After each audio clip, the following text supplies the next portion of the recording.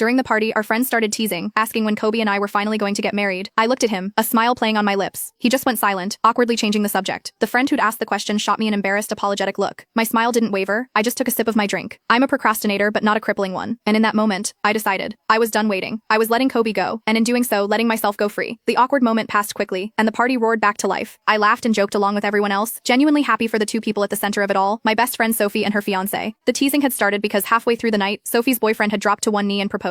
With her ecstatic yes, Kobe and I became the last unmarried couple in our circle. During a round of party games, Sophie slipped into the seat next to me and quietly squeezed my hand. I gave her a reassuring smile. Of all our friends, Kobe and I had been the first to get together. Everyone assumed we'd be the first to walk down the aisle, but that was 6 years ago, and we were still just boyfriend and girlfriend. By the end of the night, only Kobe, Sophie, her new fiancé Alex, and I remained. Sophie pulled me into a tight hug, whispering in my ear, "Jennifer, whatever you do, don't settle for less than you deserve." I hugged her back, my voice light. "I won't." After we waved them off, I turned to get into Kobe's car. He was staring at his phone, not even looking up. "Lola's working late at the office. Her phone died, so she can't get a ride. I'm going to pick her up." "Okay," I said, my hand already in my purse. The moment he'd said Lola, my fingers had instinctively opened the rideshare app. As if on cue, a car was confirmed just as he finished his sentence. He finally looked up at me. "You had a bit to drink tonight. Get home safe and rest up. I'm leaving now." "Mom," was all I said. As his car pulled away from the curb, I took a few quick steps back to avoid breathing in his exhaust fumes. A moment later, my phone buzzed with a voice message from him. Normally, I would have fumbled for my earbuds, eager to hear his voice. Tonight, I couldn't be bothered. I just let the app transcribe it. "I'll head back right after I drop her off. Don't overthink it." That was new. He'd never bothered with reassurances before when he ditched me for Lola. I typed back a single reply. "Okay." The chat bubble showed he was typing, then it disappeared. He sent nothing. I didn't really care. Ever since I'd made my decision, a strange sense of peace had settled over me. Before, the thought of Lola, Kobe's childhood friend, had me tied in knots of anxiety and insecurity. She had turned me into someone I didn't recognize. I'd lost count of the number of hysterical fights we'd had about her, and every time he'd just watch me with those cold, detached eyes. "When are you going to stop? I see Lola as a sister. Her parents trusted me to look after her. That's all. I gave her a job at the company because she's qualified. Stop being so paranoid. If that's what you want to believe, there's nothing I can do." The same lines over and over. I could recite them by heart. I went home but didn't wait up for Kobe. I just went to sleep. As expected, he never came home. I knew he wouldn't. A message pinged on my phone in the morning. "Lola's power went out last night. I stayed to help her fix it. Got late. Didn't want to wake you." Another ping. "I got a room at a hotel. Didn't stay at her place." He was always so brazenly honest about it, never hiding anything about Lola. He seemed to think that as long as he told me the facts, he'd done his part. My phone buzzed again. "Booked us a table at that restaurant you love. Dinner tonight." That was his classic move. An explanation, followed by a treat. Whether I accepted his peace offering or not, he would consider the matter closed. As long as he felt he'd explained himself, I was expected to drop it. So many times I'd tried to push, to scream that we needed to actually talk things through, but the look in his eyes always said the same thing. He just didn't get it. He saw me as a petulant child throwing a tantrum. And so, more often than not, I was the one who swallowed my hurt, plastering on a smile and playing the part of the mature, understanding girlfriend just to please him. I replied, "Sounds good." Kobe could handle spicy food, but he didn't enjoy it. He would never suggest that place on his own. I should have been thrilled. Instead, all I felt was a profound emptiness. I knew better than to expect Kobe to pick me up, so I called a car myself. And once again, my instincts were right. On the way to the Szechuan restaurant, we passed by his office building, and there he was. I watched from my car window as Kobe, a faint smile on his face, shielded Lola's head with his hand as she slipped into the passenger seat of his car. A cold certainty washed over me. I unlocked my phone. Sure enough, a series of new messages were there. "Lola's joining us for dinner. She's been working so hard lately, hasn't had a decent meal in days. She doesn't like spicy food. We'll go to that Szechuan place another time, I promise. I've booked a different restaurant, sending you the new address now." I switched off the screen and told the driver to continue to the original destination. Kobe had already canceled our reservation, so I had to wait in line. The place was packed. It took an hour before I was seated. My phone buzzed incessantly in my purse, but I ignored it, focusing only on the food. The spice was so authentic it brought tears to my eyes, but it was a good burn, a cleansing one. Only after I'd paid the bill did I finally take out my phone. As I suspected, it was flooded with over a dozen missed calls and messages from him. "Are you there yet? Are you throwing a fit again? I told you I'd take you next time. Lola has a sensitive stomach. She can't eat spicy food. You're practically her sister-in-law. Can't you be a little more understanding? Now she feels so guilty she can't even eat. Get over here now." The same old script, but it was more than we had texted each other in the last month combined. On the way home, I found myself wondering what had made me fall for Kobe in the first place. I think it was that rainy afternoon. He was trying to launch his startup and had just been rejected by an investor for the 20th time. My boss had just sent back my design draft for the 35th revision. We both ducked into the same coffee shop to escape a sudden thunderstorm, and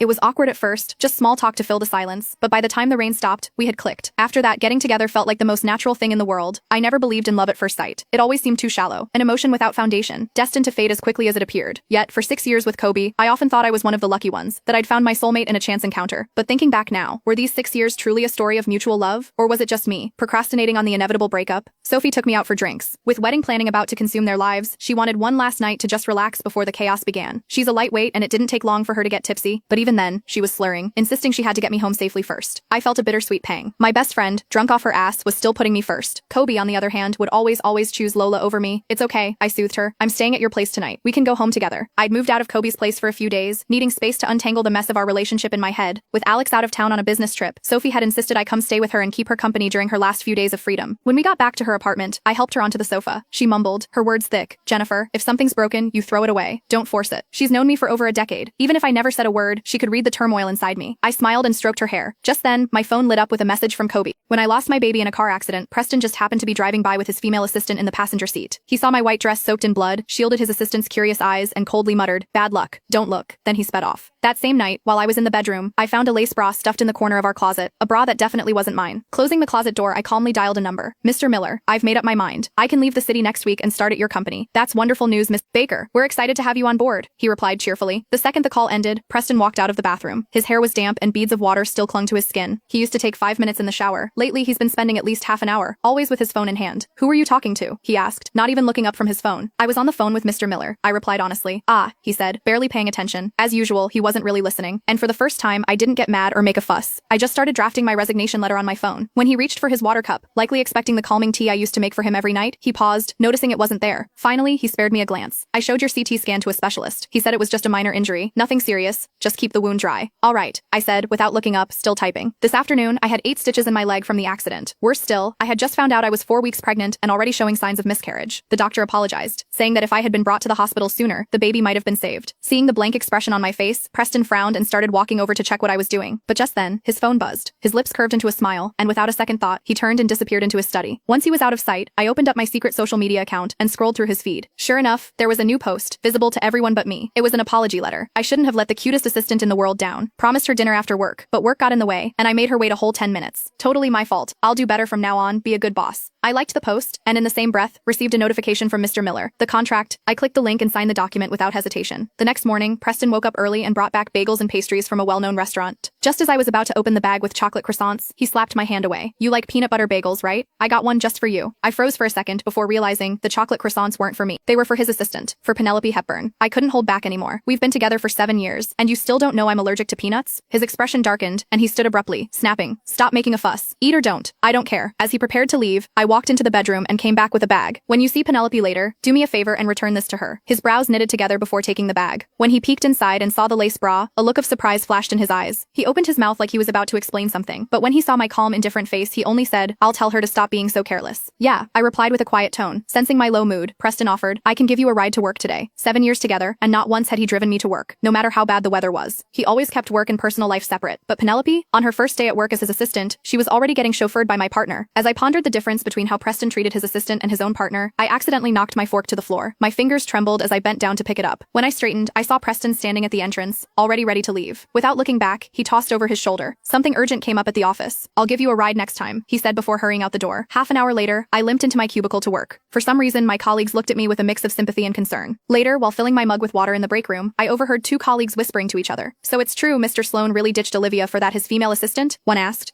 You should have seen it this morning. Penelope came in with a little stain on her dress, and Mr. Sloan picked her up in front of everyone in the meeting room," the other replied. My hand slipped, and the mug shattered on the floor, silencing their gossip. I crouched down to gather the pieces, carefully tossing them into the trash can without saying anything. I ended up working late. It was past 10 o'clock when, suddenly I felt a weight on my shoulders. "Olivia," Preston muttered, draping a coat on my shoulders. "Why didn't you respond to my messages?" I didn't turn around. Instead, I checked my phone to see a message from him. "What flavor of milkshake do you usually like?" 3 years ago, I asked him for the first milkshake of summer. Back then, he had only looked at me with disdain and said, "Milkshake? You want me to order a milkshake for you? Olivia, you're almost 30. Don't make me sick with this childish crap." But behind me, there he was, bringing me a milkshake. I focused my eyes on the computer screen before me, ignoring the sweet beverage. I could sense his facial expression shifting as he spoke again. "You used to beg me for this," he said, sounding confused. "It's past 10. If I drink it now, I won't be able to sleep," I said dismissively. There was a brief silence. Then, in a cold voice, he muttered, "I'm going to the bathroom. Let's go home together after." Barely 30 seconds later, his phone lit up on my desk. I glanced to see that it was a message from Penelope. "You silly. Who sends dozens of milkshakes all at once? You're not trying to turn me into a little piggy, are you?" Shivering here, I shifted my eyes back to the computer screen nonchalantly and organized the files on my desk. We got home a little after 11. As soon as I stepped out of the car, I headed straight into the bedroom and started packing my things. When Preston walked in, freshly showered, he noticed my vanity looking emptier than usual. He frowned but didn't seem to mind it. "Hey, I'm going on a business trip to Paris next month. If you want anything, just make a list, and I'll get it for you." I didn't even hesitate. "Nah, I don't want anything. Thanks anyway. After all, I was leaving in a few days. What was the point?" Suddenly, he threw his towel onto the bed, his eyes cold as he stared at me. "So what? You're upset because I bought you the wrong breakfast? Is that what this is about?" I opened my mouth to explain I wasn't angry, but he let out a scoff before I could speak. "You know I can't stand women being dramatic. Olivia, you're being out of line," he said with a hint of disgust and dismay. With that, he stormed into his study, slamming the door behind him. In our 7 years together, he was always the first to give countless silent treatment statements, and every single time I had always humbled myself to apologize and make it up. But this time, I just cocked an eyebrow and turned off the bedside lamp. He stayed in the study all night. For the first time, he didn't hear a single knock on the door. The next morning, I made breakfast for both of us as usual. I just finished eating my portion and was getting ready to leave for work when he came out of the study. He was on his phone when he barked at me. Take the day off. By 5 p.m. I need you to make me an identical fondant cake.